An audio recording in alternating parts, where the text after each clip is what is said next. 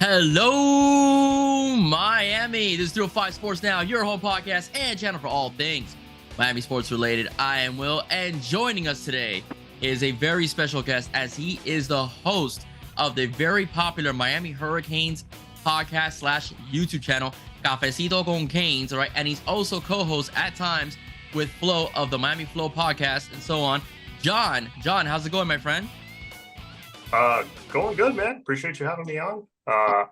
I've become a fan of your show, in recent months, and then sure enough, Flo has you on our show, and I'm like, oh, perfect, love that dude. I just like you just came onto my radar. He probably came onto both our radars at the same time. That's why he had you on. But yeah, man, no, I appreciate it. I appreciate it, man. Thank you so much. I appreciate you coming on as well. It's an honor to have you on. You've been doing this for a while, so I really appreciate you taking the time to do this podcast with me. And it's gonna be a lot of fun, man. Because there's a lot of stuff that we talk about on our shows, especially when it comes to recruiting. But one thing I do want to ask. You probably told us about. You probably mentioned this in the past, but you have. I mean, Flo and I were talking, and you have, in my opinion, the best, and the most creative name for your show, Cafecito con Canes, right? You don't get any more Miami 305 than that, all right? So let us know, let my listeners know how you came up with that name. Well, I was just trying to come up with one. I'm like, man, I want to come up with something that captures that, not just that Miami 305 vibe, but also kind of that Cuban Miami 305 vibe, because that's how you really lock it in, and yeah, and me, I don't look it, but I'm half Cuban, and been drinking cafecito my entire life, and it's just the alliteration cafecito and canes, C and C cafecito, and I just like I'm shopping around for new names, because it was the Canes blog initially, like something very basic, just to like start. Like my first year was just that, and I'm like, man, I could use a change, like a little brand change. My buddy helped me come up with a logo. I just unveiled a new logo like a month ago that AB at About the Fans helped me generate. We're going to be doing merch soon and all that. But for the longest time, the one that you showed actually on Instagram was the one I've had for like a year and a half that my buddy did for me. And yeah, just the name just like came to me one day, and I'm like, oh, I don't have to think of any other ones out. That's when you think of something, you're like, that's it, that's the one. Yeah. No, and it fits you perfectly, because I've seen you when you start some of your shows, and so you get the racita and you pour it in there, so yeah, it's very clever, man. I love it. I think it's great. Represents obviously the Cuban flavor that that's also a big part of Miami as well. So thank you for sharing your story of how the most creative Canes name, as far as podcasting goes, started, because it is absolutely creative. I mean, we love it, right? So just to let you know. Thank you. All right, so we're here to talk about recruiting, man, and it's been a interesting cycle, because a lot of people have been upset because we've lost a lot of the so-called elite talent, to other schools, especially Oklahoma, which we'll get to much more later on in the show. Like for example, James Nesta, and so on. Now Devon Mitchell, so Miami was in their top 5, but didn't quite make the cut, and they ended up going to other schools like Oklahoma, Ohio State, etc. But Miami's been back on a roll. I always said, watch July. July is a very important month for Miami, and Miami hit on two of the top, players that they've wanted on their board. One is JoJo Trader, who seemed to me was always a Kane lock, in my opinion. He always seemed interested in Miami. All right. But this one was kind of a surprise, was Artavius Jones. He was trending Miami for a while, but he's a guy that kind of flew into the picture, unlike JoJo, that's been around for a while in terms of Kane fandom. So what do you say? What do you think about, Miami's recent victories, as far as recruiting goes? Well, first of all, like, we told you so, like, chill, relax. We've been saying it, like, that they're approaching this a little differently, not bad different, like, yes, we do have the 5-7 record of last year to kind of contend with, but even with that, I have no doubt we're going to finish, barring any disasters on the field this year, which I don't really foresee. And by disaster, I mean like 5-7, 4-8, even like maybe 6-6 with some embarrassing losses. With the way they flipped the roster, and now this roster being, second year under this regime, and you kept the guys that bought in, and you got rid of some and brought in new ones that fit better. I don't see any disasters on the field this year. So because of that, I see us finishing in the top 10 in recruiting again. Mario Cristobal is an elite recruiter, and a really, really good player developer, in my opinion. So are we as red hot as we were at this point last year? Maybe not quite, but I never wavered in my faith that come July, maybe early August, we were going to start landing a few whales, and we have. And also, what people need to remember is the 3-star guys that we've brought in. A lot of them, first of all, a lot of them were kind of chess moves, bringing in a guy like Ryan Mack, for example, part of the Miami Gardens Ravens. That's, while he could turn into a solid player, that was also kind of a chess move. They're using their heads on this one. They're kind of approaching it a little differently. And guys like Isaiah Thomas, Cameron Pruitt, they're very underrated, in my opinion.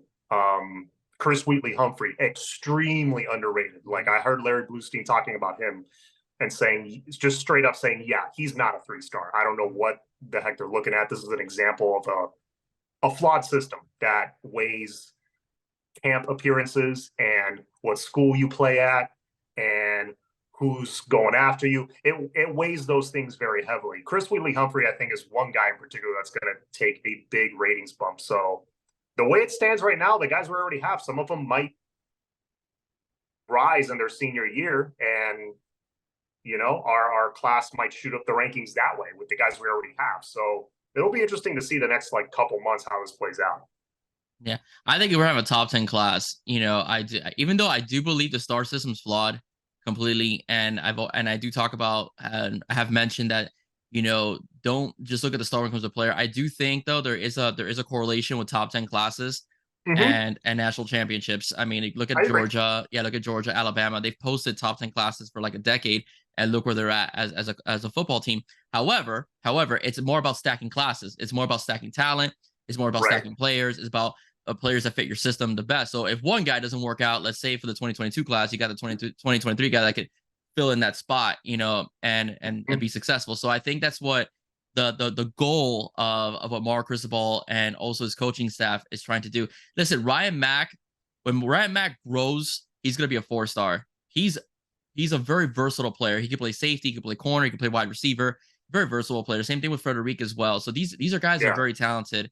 And Wheatley has a lot of speed. The Hellcat is a blazer as well. So he's electrically fast. So I really don't see that kid underachieving, at the collegiate level, especially with the roster turnover, especially the offensive line that we saw under Coach Cristobal. I love JoJo Trader. I think he's a slam dunk. As far as the wide receivers go, he's gonna be a stud. So I thought that was a great pickup for Mario. And I think Artavius is a good pickup as well. As well. So it's a very, very, very solid pickups this time for the Miami Hurricanes. The thing about the Canes is that they don't just go by computers; they also go by if you work out in front of them. They want to see it on the field. It's not just, oh, this guy's a 5-star, we're gonna bring him in like it was in the old days. No. You're gonna go to Green Tree. You're gonna hit the pads. You're gonna get yelled at by the coaches. You're gonna sweat your butt off. That's what's pretty much how they're gonna develop, whether they go cold or warm on you on the recruiting trail. No, agreed. And another thing is, we're trying to change the culture. So in addition to their star rating, you're looking at, how did, like you said, how does it fit in our system? You brought in 2 new coordinators. How is this receiver going to fit in certain type of packages? How is this DB going to fit in Lance Guidry's defense? Notice a lot of the DBs we're getting portal and high school are, what do you notice? They're all 6'1", 6'2". They all got great length. They're tall, physical. They usually have, when you read the scouting on them, more often than not, you see high IQ, because this defense is, not easy to pick up. But once you do, it could really dominate. So high IQ is a big deal that they're looking at. Alonzo Highsmith, they're researching these players a little differently. On top of, stars do matter. Like you said, they matter to a degree, but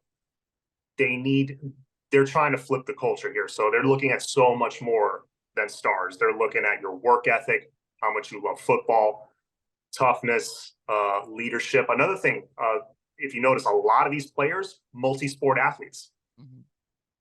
It takes a lot of discipline to be a star in multiple sports at the high school level.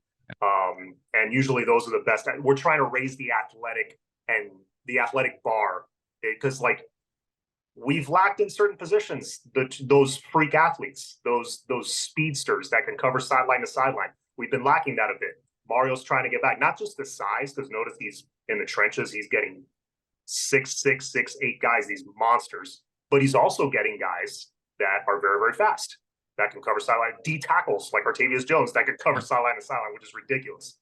We've been missing that. So, you know, they are trying to address a lot of things with this class.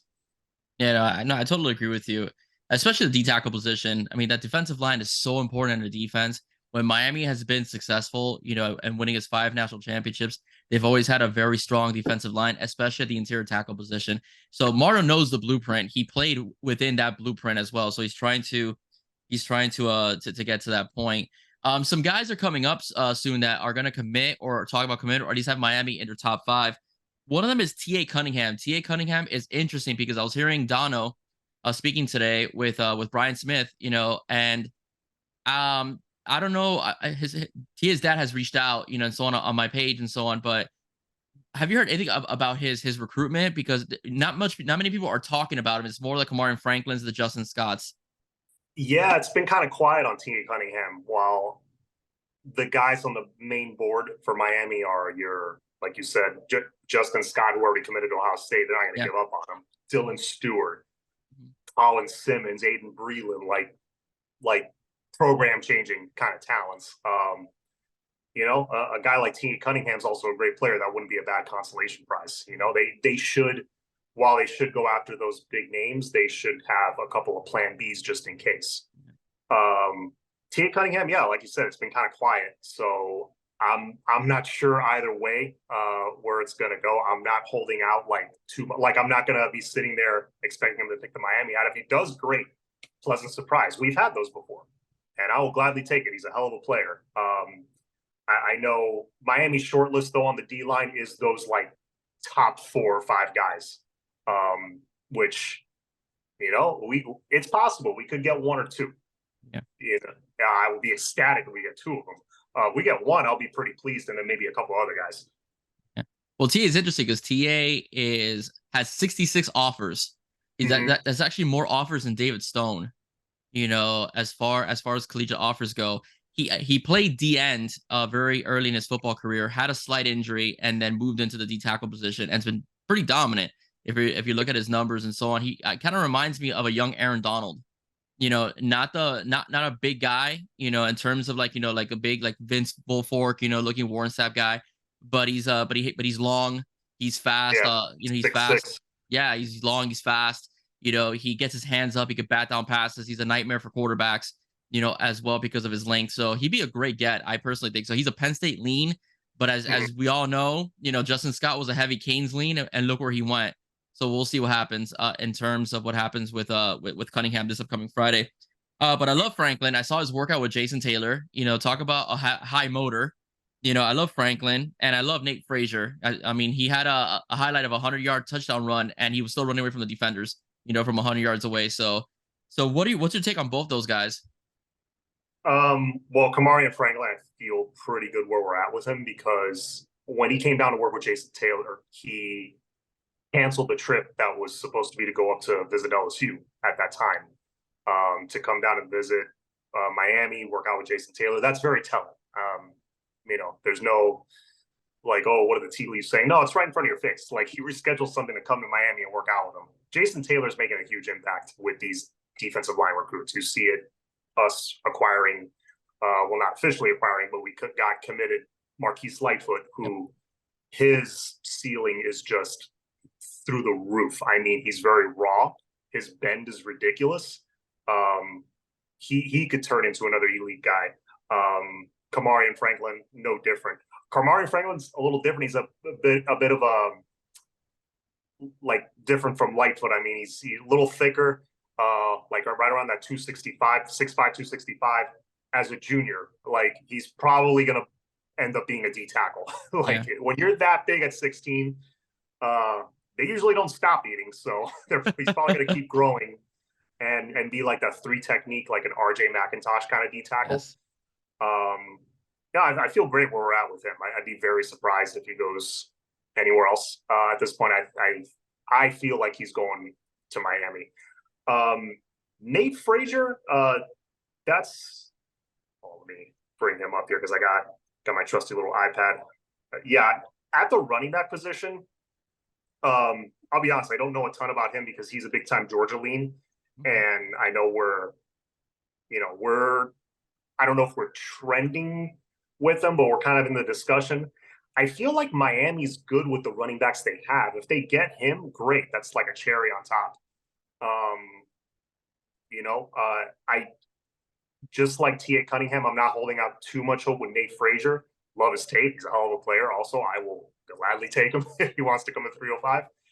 But likely he's going to go to Georgia, and that's fine. Look, Chris Wheatley Humphrey and Kevin Riley, you keep those two plus who we got, man, we are loaded at running back. Like that to me that's one position group that now, okay, it looks like how it should look talent wise and numbers wise. You know what I'm saying?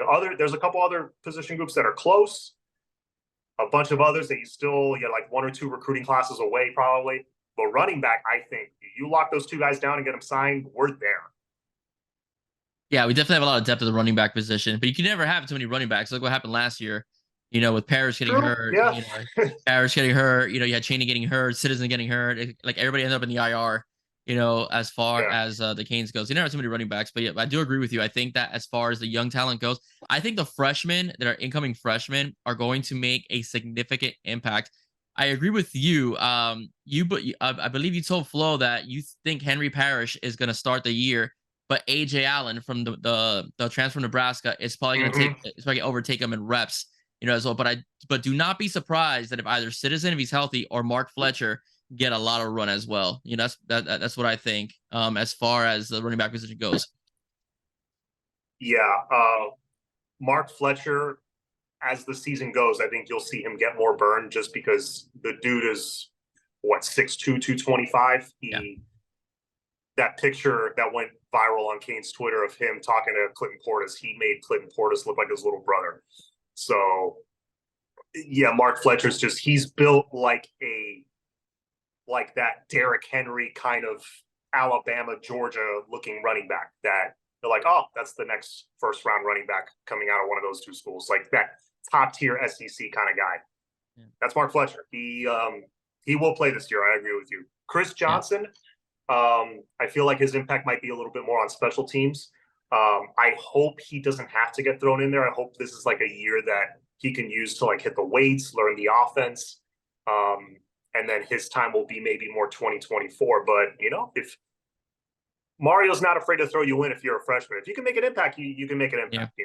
They'll throw you in there. I've been saying this about AJ Allen for weeks now. Yeah, I think he will end up being the guy because he reminds me a little bit of Henry Parrish as far as like his stature, like not very big, but plays like he's big, like he's not afraid of anybody, not intimidated.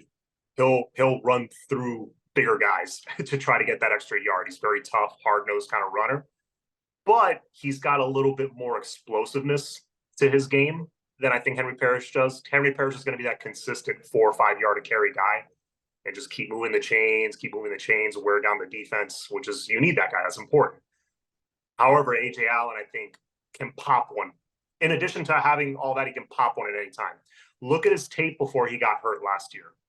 I forgot who it was that they were. I want to say, was it Oklahoma? One of those teams. He was playing like a big name team like that when he got hurt. And before the injury, he was running very well as a true freshman. I was very impressed. So that's why I have a good feeling about AJ Allen. But even if it's not him, like you said, we're deep. And then Don Chaney, if he finally stays healthy, he could be the guy, So that's why I think we just have so many numbers at running back. It's like blue chipper. It's like 6 or 7 down. So I think we're good. Yeah, I agree with you. I think running back were very, very solid. I would love to get Nate Frazier just to add a little bit of the cherry on top. But yeah, that'd be great. Yeah, but I do think that we're pretty set at running back. I don't think we have much of an issue at running back. Do you have any clue who you think the next commit might be? Of a prediction? To me, if I could throw out a little prediction, we just talked about him. Cam Franklin could be that guy. It could be like one of two guys, in my opinion.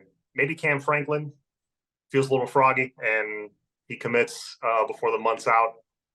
I know that barbecue's coming up. I feel like coming out of that barbecue, um, there's going to be at least one, because usually when we have big events like that, and especially now the start of fall camp, Mario, like if there's those last few guys, those loose ends he wants to tie up before he's got to put all his focus on camp, he's going to want to do that. And I feel like Kamari and Franklin, they can lock up with a commit. Louie McCoy, wide receiver from Central High, he's been committed to FSU for a little bit. I feel like he's been on flip watch though since the minute he committed to FSU, because he was leading Miami for a little bit, then he chose FSU, and then I feel like with him, it's just a matter of showing him enough love that he'll want to come and stay and play for the hometown team. To me, if you give me a crop of receivers in this class of JoJo Trader, Chance Robinson, and Louie McCoy, dude, I'm good. I'm good with those three. And you still have an outside shot at maybe like Orion Wingo, and an outside shot at, Jeremiah Smith. I would lose my mind if we get that dude. That's that's your next Julio Jones, Andre Johnson kind of dude. And if anything, like these receivers are such freak athletes now. You see the clips on Instagram of them like on 7-on-7s making like one-handed catches with like the tips of their fingers, like over a defender. They're ridiculous nowadays. I mean, they could do it all. They're if anything more well-rounded than the legends I just mentioned, which is scary. But again, you give me those first three guys I just mentioned, man, I'm good. They don't need to take a receiver off. Beyond that, honestly, I think they can lock that up and then focus on other positions. Yeah. Mark Fletcher decommitted from Ohio State because Miami did not stop relentlessly recruiting him. That's true. And he liked it. So the Louie McCoy thing seems a bit more like if he does get more attention, he will become a Cane. The thing is they want to work you out first. They're not just going to give you a scholarship or give you a scholarship offer. They want to see it on the field. And I've heard this from people that work at the university within the athletics program, that it's a whole new ball game. They're not just going to take you because you have a 5-star by your name. They want to see you on the field. They want to meet you as a person. They want football players with high IQ. They want smart, football players that want to be coached, not think that they're entitled. So that's something that I think that we're seeing now more and more with Mario Cristobal's staff, with the recruiting and so on. I don't know if it was like that before, but I think that might have changed a bit. Well, I'm talking about with Mario, his first year. The reason why I say that because I wonder because of that one individual that went to Colorado and how he kind of like made it all about himself. Not to criticize the kid's name, but it's pretty much what happened. I wonder if that's what led to more like, no, we're going to see you on the field. We want to get to know you a little bit more. No more just taking anybody. That could have led to it. I know Cristobal was doing that to a degree in year one. But now, Zoe is kind of, he was a little more behind the scenes, I think, in year one. Now he's really taken on this role of helping Mario scout players and look for, the guys that he wants that really catch his eye. I mean, I don't know if you saw the clip of when Ray Joseph made that crazy catch in a camp. They were working him out down here, and it freezes and it shows Zoe looking over her shoulder like damn, like the catch that he just made. So it's different when you're standing on that grass on the sideline and you're getting actual eyes on them than watching a huddle tape. Is a little different. And they're treating it more like almost like NFL scouting. They're treating it like, look, we cannot miss on this group of guys. Like we cannot, like the character, we cannot get this wrong. So you could be right. Mario was a bit scarred by not just the young gentleman that chose Colorado last second, really, and obviously the coordinator hires. By name, we were like, man, we're good. Burroughs Award winner, another dude that's been in the game 40 years, legend, another dude that's been in the game 40 years coaching linebackers. The two defensive guys were kind of like, they were just kind of. I watched the sidelines. I watched the coaches sometimes at the games, especially towards the end of the season when the season was lost already. I would watch certain coaches and how they interact with players, and I'm like, these aren't the dudes I thought we were getting. Like, they were just kind of a shell of themselves. I think they were just there. I'm not saying that's what they were doing, but it seemed like to me watching them, Yeah. they were just kind of hanging out, collecting a paycheck, seeing what offers come their way the next season. And then, of course, the offensive coordinator, I won't mention his name, but that's just Mario Cristobal. You saw the Josh Pate interview, right? Yes, I did. Josh Pate asked him, hey, so when it's not working with a coach or a coordinator, how do you usually approach it? He gave an example. You can tell he was talking about BOC. And he was just like, yeah, sometimes you're in a situation where you think it's going to go great, but then you realize pretty quickly it is just not the right fit. So I feel like probably after the Texas A&M game, like a lot of us, I was holding out hope. I was like, man, just give it some time, let it, but it felt like it just got worse and worse. But yeah, I feel like Mario got scarred on a few of his choices. And he was just like, okay, no messing, no effing around now. We need to get this right. Like, every player, I am turning over every stone. I am I am doing research on every guy. I'm not making a mistake this time. Yeah.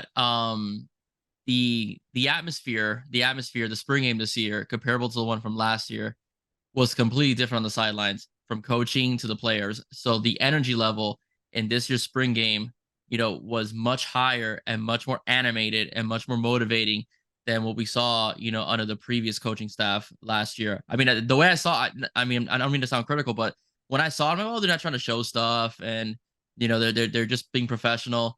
But when last season on offense, especially because the defense, I felt like had some hope, But when I saw the offense last year, I was like, oh my God, this is bad. This is just horrendous.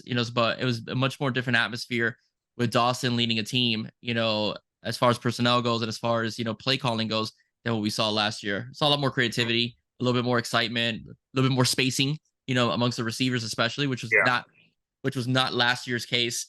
So I think we're gonna see a much better season. And you can't go anywhere but up. I mean, if you get rid of Bethune-Cookman game, Miami scored 19 points, last year for the entire season on offense by average. You can only go up. I mean, you can only go up with that number. You can't get any worse than 5-7 and 19 points per game, eliminating Bethune. So I mean, no, and even a bad season like that, you can point to like one bright spot, like, oh, we pulled off an upset in this game. Like, I don't know if you remember.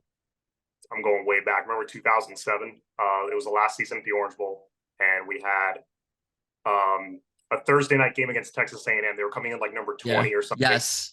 And we kicked. I mean, from the jump, we kicked their ass. I mean, we jumped all over them on a nationally I remember I couldn't go to the game. I had something going on that night. I was pissed I couldn't go, but I remember I turned it on early second quarter. It's already 14-0 Miami. I'm like, what did I miss? Go back and watch the highlight. We jumped all over them. It was great. We beat FSU that year. We were 5-7 that year, but there were bright spots. This past season, I cannot. What was it? The quadruple overtime game against Virginia? That was the bright spot. I wouldn't call it a bright spot. That was horrible. That was awful. Well, the bright spot of that game, who I think is going to have a big year and will be kicking on Sundays, is Andy Borregales just made clutch kick after clutch kick. With those, grapefruits, just to freaking hit big kick after big kick, game on the line. Borregales, I think, is set to have a huge year. But anyway, not to go too off track, but to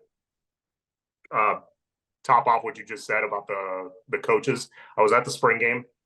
One thing I noticed, I was sitting with our good buddy Jazz Santana, who does his show, Six Ring Canes. I was sitting with him and a couple other guys, and he pointed something out to me. We're there behind the Canes side. Well, I had one of the two Canes sidelines, the sideline where Jason Taylor was at. And is Reuben Bain had just gotten his third sack of the game. And he's like, oh, check it out. Let's see JT coaching up Reuben Bain. And sure enough, after his third sack, Reuben Bain's dominating this game. And JT is there, coaching him up. I'm like, man, I'm so grateful we have that dude on the D line. I heard people raving about him last year.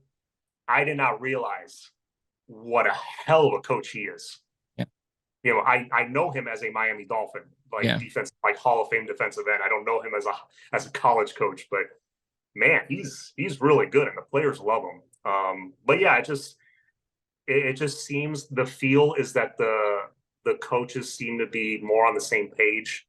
Um, I was out of practice sometime in this, back in the spring, a little bit before the spring game.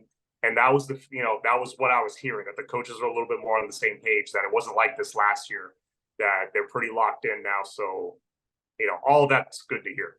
Yeah. Absolutely. And speaking of coaches and recruiting, the Oklahoma Sooner head coach, former defensive coordinator of the Clemson Tigers, Brent Venables decided to take a very, very, very open pot shot at Mario Cristobal, basically calling out his losses to Middle Tennessee State and also the infamous loss to Florida State at home. Um, Miami and Oklahoma have had some major recruiting battles, the last couple seasons. This year, I will say Oklahoma has gotten the better of Miami. But what do you think triggered this from Venables to decide to go after Mario? And how does it make him look? It gives off small bleep energy, is what it gives off. Um, yeah, that's weak stuff right there. In my opinion, even if I was looking at it at like an objective standpoint, because it's like, let's say you're this, I don't know, let's think the pros. You're the second worst team in the league, and you're like, oh yeah, I was 1-15 this year, but that team was 0-16. It's like, the hell is that? And on top of that, it's like, you're trying to deflect how bad of a season you just had by pointing to a team that had a slightly worse season, not by much, honestly. Um, and then it's the fact that we don't play each other. We don't play in the same conference. It just shows how we are, even when we're bad, we're on people's minds. Like, it's crazy. And I feel like they're just trying to get their shots in while they can. So that's just the feel I get from it. Yeah, the thing with Brett is like, obviously it's negative recruiting is what he's trying to do, and he made it more public. So you can imagine what he tells kids like David Stone and so on when he's in their living room, like, "Hey, you want to go to Miami? They were 5-7 last year, and then Like, you were 6-7. you were 6-7, and you lost 4-9-0 to your arch rival. So, relax." So, but I Yeah. mean, it's just so petty, doing those kinds of things, to your, another school. It is just so bad. He even tried taking a shot at Dion as well because Dion had such a roster overhaul as well. So even went after Dion Sanders. So I have no idea, what's going on with Brent. But Mario took the high road. Mario never even answered him. Neither did Dion, actually. The whole idea of him retweeting back at him is actually ruled to be a fake. Was a fake tweet. So Dion never responded to Brent. He made that very clear on his own Twitter account that that wasn't him. But nonetheless, like, it's ridiculous just going after coaches. Yeah, it's not a good look. It wasn't a good look when Saban did it to Jimbo Fisher. It's not a good look when Brent Venables is doing the same thing to Mario Cristobal and Dion Sanders as well. No, and I'm glad Mario didn't answer, nor should he have. Like, like, shut up, peasant. Like, I got better things to do. Like, Yeah. that's how he should have treated it. Because, like, if Venables like started talking smack to Saban, let's say, that would be that. It's like, okay, at least you have the cojones to to talk smack to someone better than you. It's like you're a bottom feeder talking smack to like the other who you think are bottom feeders. But let's not forget, Venables, this is only his second year. I think his second year head coaching ever. I don't think this, like, if I'm not mistaken, I don't think he's ever been a head coach. He's always been a coordinator, right? I don't think so. He spent like Yeah. 15 years at Clemson or something like that, Yeah. originally. So He was I don't think he so. was with Clemson a long time. And I think before Clemson he was at Oklahoma, but like as an Okay. assistant or something like that. Yeah. I don't know the timeline. But long story short, he's going into his second year as a head coach, and I think he's just trying to make some noise, and maybe this will hype the recruits up. I don't know. I think he did more damage to himself than anything. And also, let's not forget that Mario has turned around not one but two programs. Yeah. Wow. Well, FIU didn't even turn. FIU was like a dead program, honestly. Like Don Strock, who was the coach before him, Like they would barely even practice. Like the stories I heard of like his regime, it was like, did you guys even have a football program? It was like kind of embarrassing to hear. And he comes in, and before you know it, in a few years they're winning a bowl game. Mm-hmm. Then he goes to Oregon, takes over. I mean, talented team. He takes over a talented team, but like they were 4-8 when he took over. Obviously, there were some issues there. Willie Taggart was there, then he was gone. He was the interim. Very rarely do you hire an interim coach as your permanent coach. You don't see that often, honestly. The interim coach just kind of, it's his tryout, but if they got money to spend, they want a big name. They stayed with Cristobal. 2 Pac-12 titles later, a Rose Bowl win later. I know people Oregon fans roll their eyes when you bring that up, but it's like, dude, it's true. You can't deny it. The guy was very successful there. And really in his last year, he did it. He beat Ohio State without Kayvon Thibodeau on the field, without really a quarterback.